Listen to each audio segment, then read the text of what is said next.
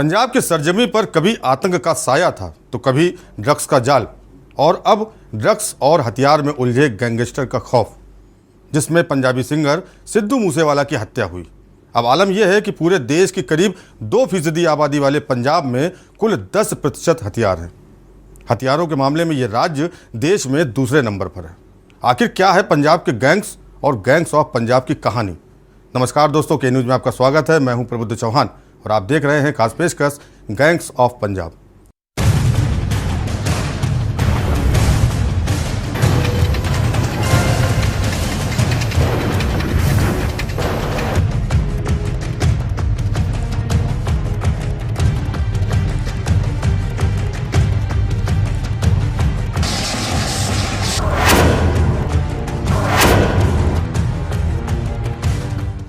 वैसे तो देश का शायद ही कोई ऐसा राज्य हो जहां गैंग या गैंगस्टर ना हो, लेकिन पंजाब की कहानी सबसे अलग है। यहां हर गैंग की कहानी या हर गैंग का जन्म किसी एक कत्ल से होता है, लेकिन खत्म अगले कत्ल में नहीं होता, बल्कि कत्ल का सिलसिला बढ़ता ही रहता है। इसके साथ ही पंजाब इस देश का शायद इकलौता ऐसा राज्य है जहां एक्टिव गैंग के ज़्यादातर मेंबर जेल में हैं, लेकिन फिर भी उनका गैंग खत्म या बंद नहीं होता, बल्कि जेल से ही चालू रहता है। यूँ तो पूरे पंजाब में इस वक्त छोटे बड़े कुल मिलाकर करीब 70 गैंग एक्टिव हैं। इन 70 गैंग्स में करीब 500 मेंबर हैं, इनमें से लगभग 300 जेल में हैं। लेकिन इन 70 गैंग्स में जो सबसे ज़्यादा कुख्यात, खौफनाक और ख़तरनाक है वो 8 गैंग हैं। इनमें गैंगस्टर लॉरेंस बिश्नोई का गैंग भी शामिल है।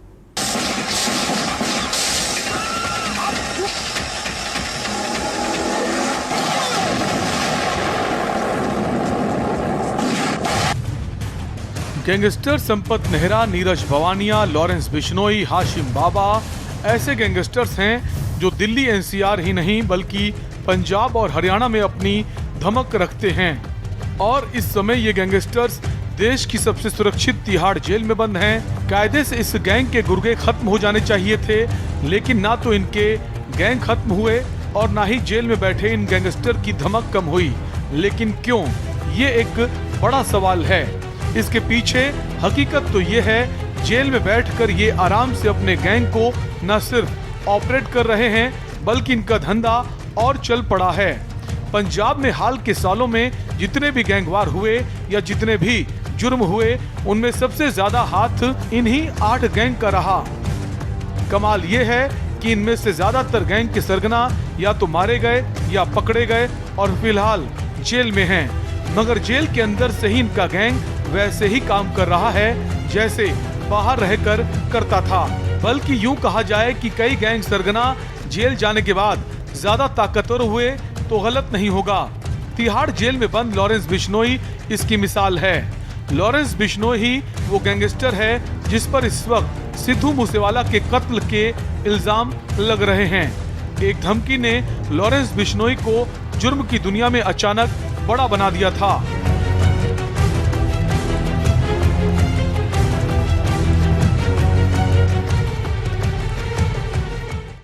2015 में जब लॉरेंस पकड़ा गया और जेल गया, तब से ही जेल के बाहर का सारा काम गोल्डी बराड़ को सौंप दिया।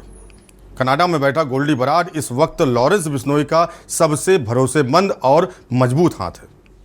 जग्गू भगवानपुरिया गैंग भी खासा चर्चा में है। अमृतसर और गुरदासपुर में ये गैंग सबसे ज़्यादा एक्टिव है। किडनैपिंग, वसूली, हाईवे रॉबरी इस गैंग का खास पेशा है। हालांकि गैंग के चीफ जग्गू भगवानपुरिया को 2015 में ही पुलिस ने गिरफ्तार कर लिया। तब से वो जेल में है, लेकिन जेल के बाद उसका साम्राज्य आज भी जेल के बाहर कायम है। इस गैंग का रिश्ता सुक्का काहलवा गैंग से भी बेहद करीबी है। गोंडर एंड ब्रदर गैंग के बारे में अगर बात की जाए तो ये पंजाब के सबसे खतरनाक गैंगस्टर में से एक है। नाम है विक्की गोंडर। ये वही विक्की गोंडर है जिसने पंजाब के एक और नामचीन गैंगस्टर सुक्का काहलवा को पुलिस हिरासत में दिन दहाड़े मार डाला था। इसी गैंग पर पंजाबी सिंगर मनकीरत औलख को धमकी देने का भी इल्ज़ाम है। इसके अलावा देवेंद्र बम्बिया गैंग भी चर्चा में है। एक वक्त था जब देवेंद्र बम्बिया गैंग के नाम से हर गैंगस्टर कांपा करता था। हालांकि 2016 में पुलिस इनकाउंटर में बम्बिया मार दिया गया, लेकिन उसका गैंग आज भी एक्टिव है। कहते हैं सिद्धू मूसेवाला की देवेंद्र बम्बिया से नज़दीकियाँ थी और लॉरेंस बिश्नोई देवेंद्र का दुश्मन। मूसेवाला ने अपने एक एल्बम का नाम भी बम्बिया रखा था। इसी तरह सुक्का कहलवा गैंग, गुरबख्श सोवेवाला गैंग, शेरा खुब्बन गैंग, सुप्रीत सिंह हैरी छुट्टा गैंग आदि ऐसे गैंग हैं जिन्होंने पंजाब को गैंगवार की आग में झोंक रखा है, साथ ही दूसरे प्रदेशों में भी सक्रिय हैं।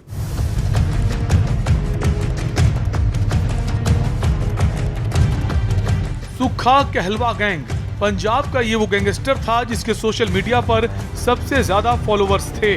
जेल में रहते हुए जेल के अंदर से ना जाने कितने ही फोटो और वीडियो पोस्ट किए गए। ये कई बार जेल से भागा भी। एक वक्त था जब इसकी तूती बोला करती थी, लेकिन बेहद कम वक्त में ही विक्की गोंडर गैंग ने अदालत से जेल लौटते वक्त बाकायदा पुलिस हिरासत में सुक्खा कहलवा को मौत के घाट उतार दिया। लेकिन उसकी मौत के बावजूद उसका गैंग अब भी एक्टिव है। गुरबख्श सेवेवाला गैंग पंजाब के मालवा, हरियाणा और राजस्थान में कत्ल, लूट, किडनैपिंग और फिरौती के लिए बदनाम गैंग है। इस गैंग का सरगना रंजीत सेवेवाला था। 2015 में वो मारा गया। उसके बाद उसका भाई गुरबख्श सिंह अब इस गैंग को चला रहा है। कहते हैं देवेंद्र बम्बिया की मौत के बाद उस गैंग के ज्यादातर सदस्य सेवेवाला गैंग में शामिल हो गए। हालांकि खुद गुरबख्श 2017 में पकड़ा गया, लेकिन बाकी गैंग की तरह वो भी जेल से ही अब अपना गैंग चला रहा है। उसी तरह से शेरा और खुब्बन गैंग में दो सरगना थे। डकैती, मर्डर, वसूली और हाईवे पर लूटपाट इस गैंग का खास काम था। दर्जनों केस इस गैंग पर थे, पर बाद में दोनों सरगना मारे गए। हालांकि इस गैंग के बाकी बदमाश अब भी इस गैंग को एक्टिव बनाए हुए हैं। सुप्रीत सिंह हैरी चट्टा गैंग को बटाला का सुप्रीत सिंह उर्फ छट्टा इस गैंग का लीडर है। ये पंजाब में खास तौर पर माझा और यूपी में एक्टिव है। इस गैंग का दूसरा कुख्यात मेंबर है गोपी घनश्याम पुरिया। ये दोनों ही मोस्ट वांटेड की लिस्ट में पंजाब में बहुत ऊपर हैं। कहते हैं नवंबर 2016 में नाभा जेल ब्रेक में भी इस गैंग का हाथ था।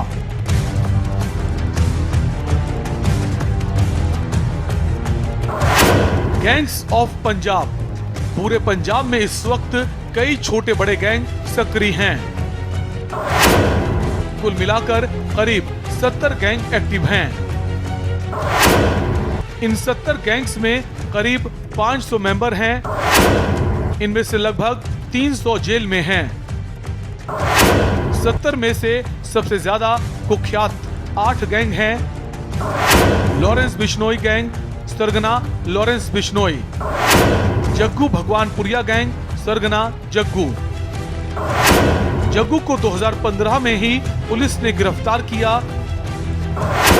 सुक्खा कहलवा गैंग, सरगना सुक्खा कहलवा। गोंडर एंड ब्रदर गैंग, सरगना विक्की गोंडर। पंजाब का सबसे खतरनाक गैंगस्टर है विक्की गोंडर। विक्की ने गैंगस्टर सुक्खा को पुलिस हिरासत में दिन दहाड़े मारा था। पंजाबी सिंगर मनकीरत औलख को धमकी भी दी थी। देवेंद्र बम्बिया गैंग, सरगना देवेंद्र। बम्बिया गैंग के नाम से हर गैंगस्टर कांपा करता था। 2016 में पुलिस एनकाउंटर में बम्बिया मारा गया। इसका गैंग आज भी एक्टिव है। गुरबख्श सोवेवाला गैंग, सरगना गुरबख्श।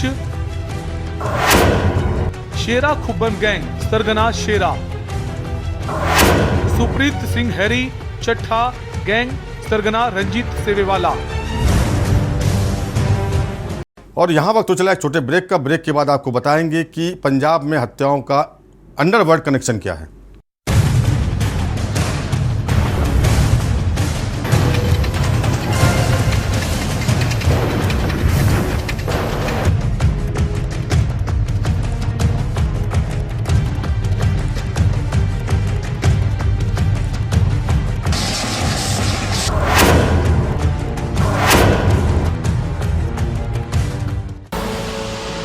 देख रहे हैं के न्यूज, खबरों का सारथी। देखें कौन नया खिलाड़ी आया है। समझा देते हैं। प्यार से समझाएंगे। ये तो अपनी जुबान है। जुबान एक हो तो दिल भी एक होने चाहिए। विमल, बोलो जुबान केसरी। आप देख रहे हैं के न्यूज, खबरों का सारथी।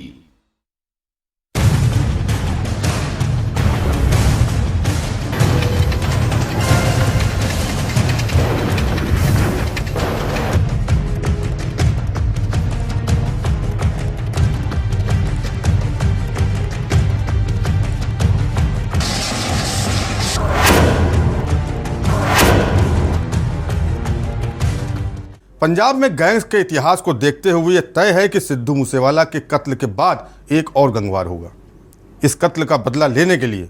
और ये बात पंजाब पुलिस को भी अच्छी तरह पता है।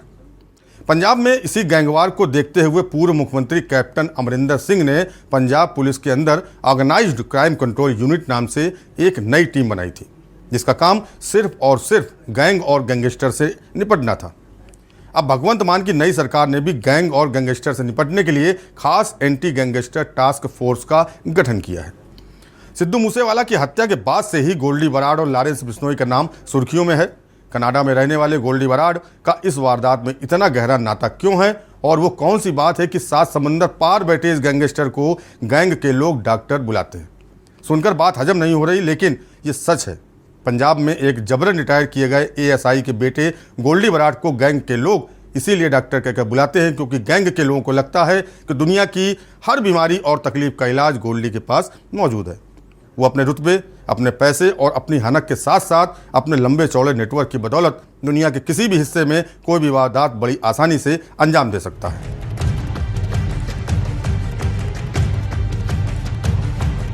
कनाडा में बैठकर सुपारी किलिंग करने में माहिर गोल्डी बराड़ का नाम पंजाब का मशहूर सिंगर और कांग्रेसी नेता सिद्धू मूसेवाला की हत्या के बाद से ही हर तरफ चर्चा में है।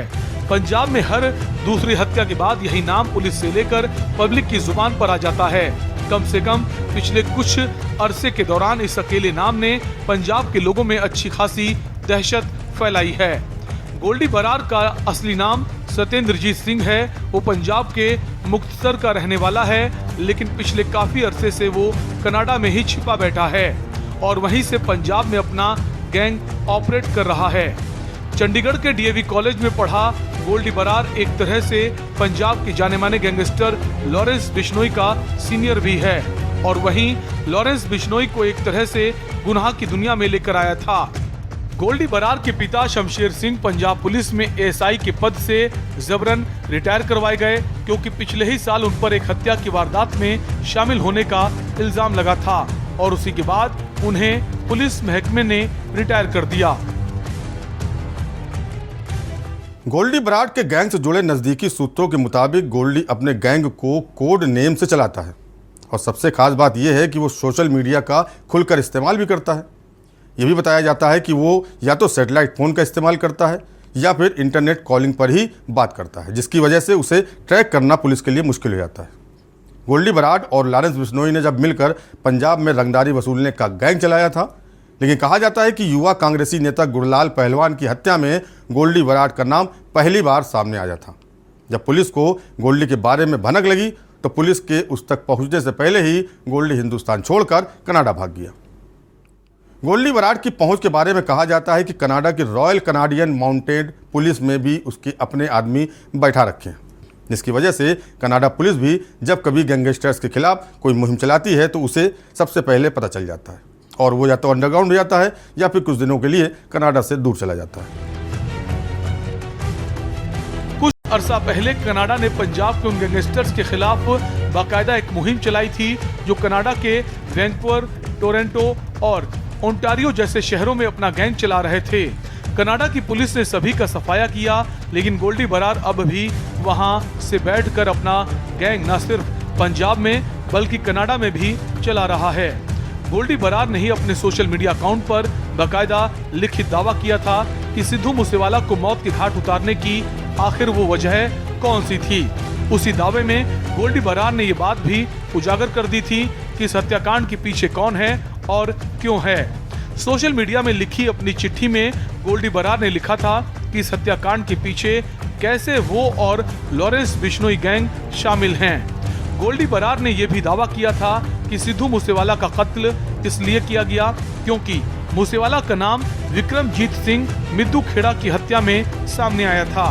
गोल्डी का कहना है कि मूसेवाला का नाम सामने आने के बावजूद पंजाब पुलिस ने उसके खिलाफ कोई कार्रवाई नहीं की थी।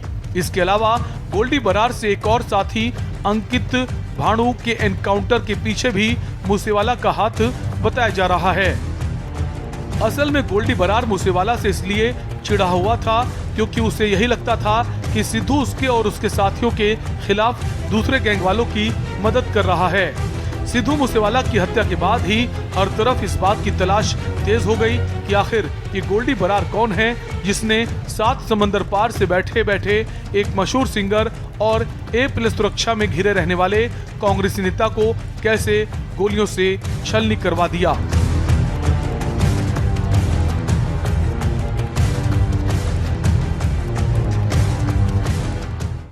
तिहाड़ जेल में रह चुके एक अधिकारी बताते हैं कि गैंगस्टर के पास पहुंच रहे मोबाइल फोन इसकी जड़ है।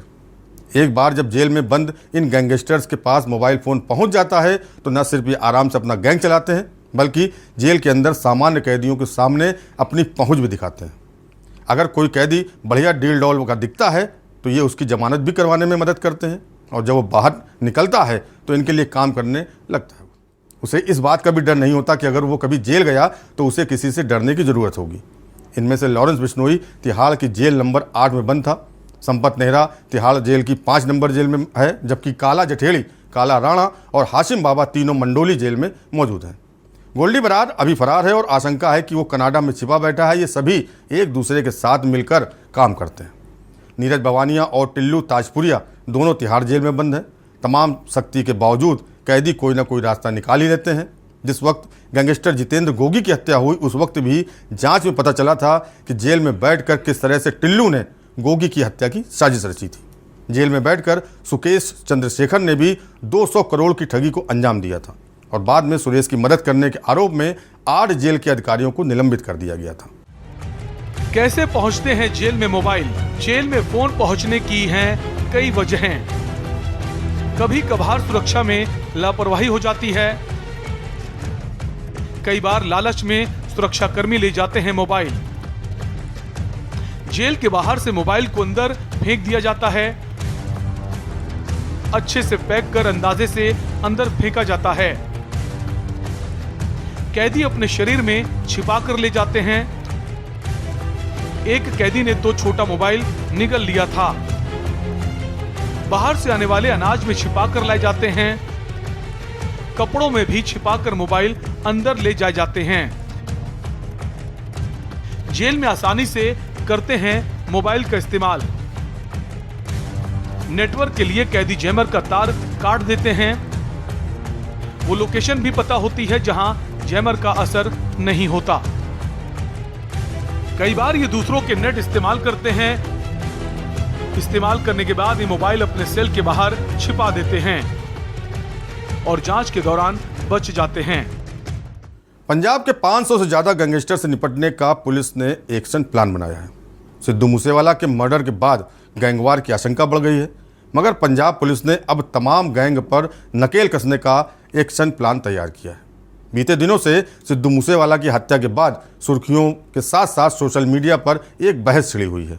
आखिर पंजाब में कितने और कैसे कैसे गैंग हैं, इनका क्या कनेक्शन है और आखिर वो कौन कौन सी वजह है जिसने इन गैंग को इस कदर खून का प्यासा बना दिया कि बीते 100 दिनों के दौरान 150 से ज़्यादा हत्या की वारदात अंजाम दी जा चुकी हैं। आखिर पंजाब में कितने गैंग हैं जो पंजाब के साथ साथ आसपास के राज्यों की पुलिस के लिए भी सरदर्द बनते जा रहे हैं।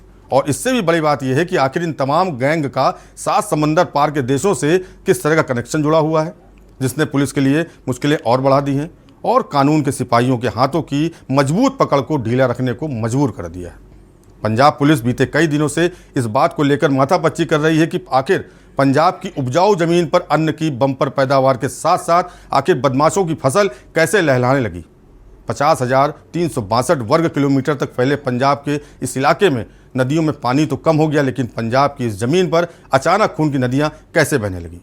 पंजाब पुलिस की यह कवायद कांग्रेस के नेता और जाने माने सिंगर सिद्धू मूसेवाला की हत्या के बाद अचानक तेज हो गई है।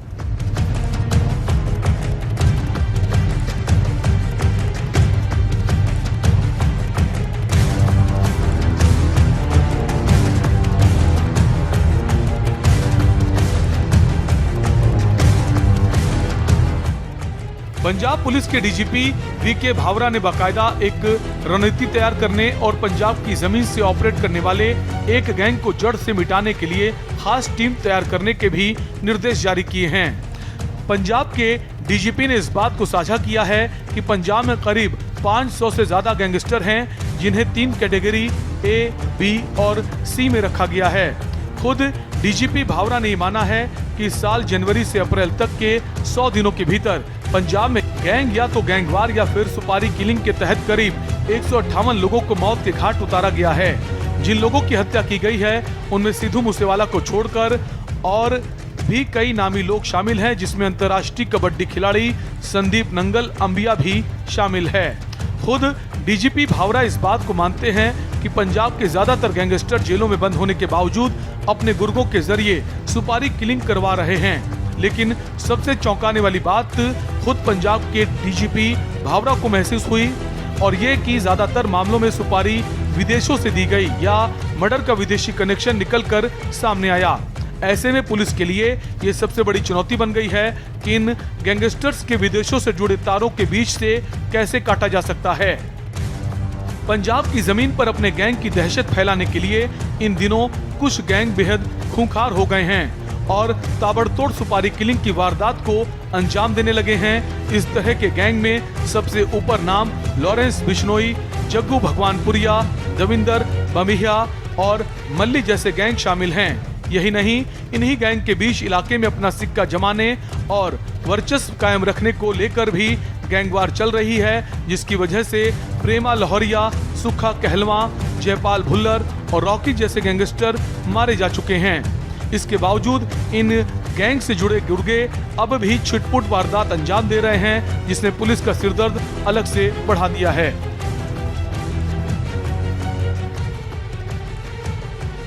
और यहाँ रुकेंगे एक छोटे ब्रेक के लिए। ब्रेक के बाद आपको बताएंगे कि पंजाब के गैंगस्टर विदेशों में बैठकर कैसे गैंग ऑपरेट कर रहे हैं।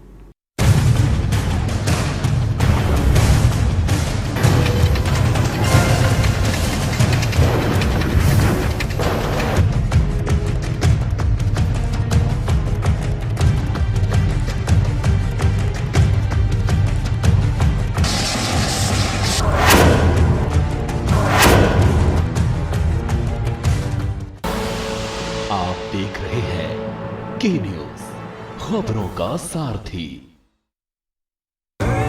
देखें कौन नया खिलाड़ी आया है, समझा देते हैं, प्यार से समझाएंगे। ये तो अपनी जुबान है। जुबान एक हो तो दिल भी एक होने चाहिए। विमल बोलो जुबान केसरी। आप देख रहे हैं के न्यूज, खबरों का सारथी।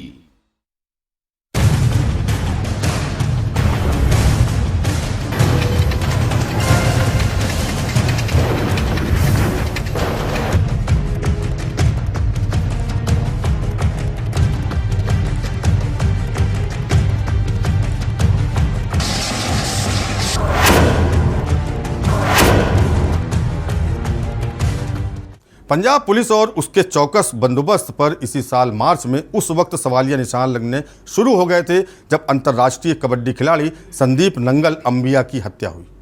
करोड़ों रुपए की कबड्डी लीग के अंतर्राष्ट्रीय कनेक्शन के साथ साथ एक इंटरनेशनल साजिश का पता चला था और सबसे चौंकाने वाली बात यह थी कि 7 समंदर पार रची जाने वाली मर्डर की इस गहरी साजिश में वो गैंग और गुर्गे शामिल दिखे जो कानून के सख्त पहरे में जेलों में बंद हैं। पुलिस के लिए सबसे ज़्यादा हैरानी की बात तो ये है कि इन गैंगस्टरों के सोशल मीडिया के इस्तेमाल ने भी पुलिस की सरदर्दी को बढ़ा दिया है, क्योंकि ये तमाम गैंग किसी भी वारदात को खुलेआम एलानिया कहने के साथ साथ सोशल मीडिया के पेजों पर भी उसका प्रचार प्रसार करते दिखते हैं। और इसी सिलसिले में सिद्धू मूसेवाला के मर्डर के बाद एक बार फिर पुलिस को खबर मिली है कि अब बम्बिहा गैंग ने इस हत्या का बदला लेने का ऐलान कर दिया है और बाकायदा अपने सोशल मीडिया पेज पर इसको फैला रखा है। हालांकि इस बात की आशंका पुलिस को पहले दिन से ही होने लगी थी कि सिद्धू मूसेवाला की हत्या के बाद अब पंजाब में गैंगवार के काले बादल मंडराने शुरू हो जाएंगे, क्योंकि मूसेवाला की हत्या का जिम्मा उठाया है गोल्डी बराड ने। वो गोल्डी बराड जो 7 समंदर पार कनाडा में बैठकर सुपारी किलिंग की वारदात को अंजाम दे रहा है। लिहाजा बम्बिहा गैंग का गोल्डी बराड को अपने दिन गिनने की नसीहत देना पुलिस के लिए चुनौती बन गया है। साथ ही साथ ये भी साफ हो गया है कि पंजाब में छुट्टे घूम रहे इन गैंगस्टर के दिलों में खाकी का कोई खौफ नहीं है। पंजाबी सिंगर की हत्या का ये सिलसिला 36 साल पुराना है। आतंक के साए में जी चुके पंजाब में 3 बड़े सिंगरों को मार दिया गया, जबकि कुछ धमकी के साए में जी रहे हैं।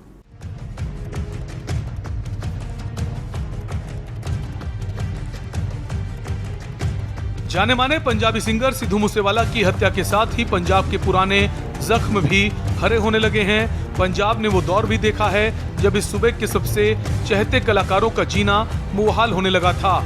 इसी कड़ी में सबसे पहला नाम सामने आता है अवतार सिंह सिद्धू का, जिन्हें पंजाब में पाश के नाम से भी जाना जाता था।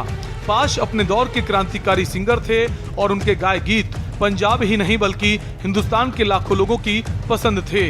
ये वो दौर था जब पंजाब आतंकवाद की आग से सुलग रहा था। साल 1988 में जालंधर जिले के तलवंडी सलेम गांव में आतंकवादियों ने अवतार सिंह संधू उर्फ पाश की उनके ही गांव में गोली मारकर हत्या कर दी थी। उस वक्त पाश 37 साल के थे।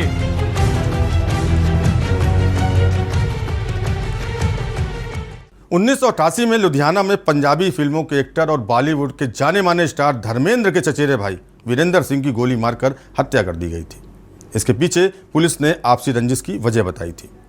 1996 में पंजाब के गुरदासपुर में एक शादी समारोह में शिरकत करने पहुंचे उस दौर के जाने माने पंजाब के गायक दिलशाद अख्तर की गोली मारकर हत्या कर दी गई थी। हत्या करने वाले कौन थे और हत्या के पीछे क्या मकसद था, ये पहली आज तक सुलझी नहीं। 2018 में मोहाली में एक शूटआउट के दौरान पंजाब के बड़े गायकों में से एक परमीश वर्मा को गोली लगी थी। गनीमत यह रही कि गोली परमीश के पैर में लगी और उनकी जान बच गई। परमीश पर हमला उस वक्त हुआ जब वो एक कार्यक्रम में हिस्सा लेकर लौट रहे थे। साल 2018 में ही एक और पंजाबी सिंगर गिप्पी ग्रेवाल को जान से मारने की लगातार धमकियों के बाद उन पर जानलेवा हमला हुआ। गिप्पी को व्हाट्सएप पर लगातार जान से मारने की धमकी भरे कॉल आ रहे थे। पुलिस ने गिप्पी की शिकायत के बाद जब मामले की छानबीन की तो गैंगस्टर दिलप्रीत सिंह बाबा के खिलाफ केस दर्ज किया गया। इसी बीच एक दिन पहले ही पंजाबी गायक मनकीरत औलख को भी फेसबुक पर जान से मारने की धमकी दी गई। अपनी पहचान उजागर किए बिना एक फेसबुक पोस्ट के जरिए किसी गैंग ने औलख को चिट्ठी लिखकर भेजा है कि अब तुम तैयार रहना। सिंगर मूसेवाला की हत्या करने वाले गैंगस्टर गोल्डी बराड का संबंध एक लेडी डॉन से भी है। गोल्डी और लेडी डॉन क्राइम पार्टनर रह चुके हैं। गैंगस्टर गोल्डी बराड इस समय कनाडा में है और वहीं से अपना गैंग चला रहा है। अब गोल्डी बराड का राजस्थान कनेक्शन सामने आया है और पता चला है कि वो राजस्थान की लेडी डॉन अनुराधा का भी क्राइम पार्टनर रह चुका है। अनुराधा मूल रूप से राजस्थान के सीकर की रहने वाली है। अनुराधा बचपन से ही पढ़ाई में काफी अच्छी थी और उसके पास BCA की डिग्री भी है। अनुराधा की शादी दीपक मिंज नाम के युवक से हुई थी और शादी के बाद दोनों ने शेयर ट्रेडिंग का काम शुरू किया, लेकिन भारी नुकसान के बाद दोनों पर बहुत कर्ज हो गया। इसके बाद अनुराधा ने अपराध की दुनिया में कदम रखा और अपने पति को भी छोड़ गई। अनुराधा अपने पति को छोड़कर राजस्थान के कुख्यात गैंगस्टर आनंद पाल के संपर्क में आई। हिस्ट्री शीटर बलबीर बनुदा के माध्यम से आई थी। कहा जाता है कि दोनों के बीच काफी करीबी रिश्ता था। कहा यह भी जाता है कि अनुराधा ने आनंद पाल का पहनावा बदलकर उन्हें अंग्रेजी बोलना सिखाया था, जबकि आनंद पाल ने अनुराधा को AK-47 चलाने की ट्रेनिंग दी थी। साल 2017 में पुलिस ने आनंद पाल को एनकाउंटर में मार गिराया और उसके बाद अनुराधा लॉरेंस बिश्नोई के गैंग में शामिल हो गई। इस दौरान कला जठेड़ी और गोल्डी बराड अनुराधा के संपर्क में आए। बताया जाता है कि अनुराधा ने गोल्डी के साथ मिलकर इंटरनेशनल क्राइम सिंडिकेट तैयार किया। 31 जुलाई 2021 को जब अनुराधा और कला जेठरी को पकड़ा गया तो पता चला कि दोनों ने शादी कर ली है। इस दौरान दिल्ली पुलिस ने खुलासा किया था कि अनुराधा ने गैंगस्टर कला जथेड़ी के साथ मिलकर अपने 20 विरोधियों का सफाया कर दिया था। गिरफ्तारी के बाद अनुराधा ने गोल्डी बरार समेत अपने गिरोह के सदस्यों के नामों का भी खुलासा किया था। अनुराधा फिलहाल राजस्थान की अजमेर जेल में बंद है।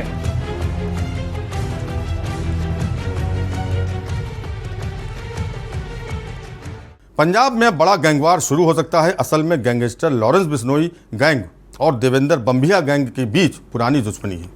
पंजाबी सिंगर सिद्धू मूसेवाला की हत्या को जिस तरह से लॉरेंस और गोल्डी बरार के गैंग ने अंजाम दिया, उससे देवेंद्र गैंग भड़क उठा है। ऐसे में माना जा रहा है कि अब देवेंद्र गैंग किसी न किसी तरह से लॉरेंस गैंग के करीबी लोगों पर हमला जरूर करेगा। सूत्रों का कहना है कि पंजाब के एक और चर्चित सिंगर को लॉरेंस बिश्नोई का सपोर्ट है। ऐसे में अब ये पंजाबी सिंगर विरोधी गैंग के निशाने पर आ सकता है। सुरक्षा के लिहाज से इस सिंगर का नाम का खुलासा नहीं किया जा रहा है। सुरक्षा एजेंसियों के सूत्रों के मुताबिक लॉरेंस बिश्नोई के गैंग से कहीं ज़्यादा मजबूत लकी पटियाल उर्फ गौरव का गैंग है।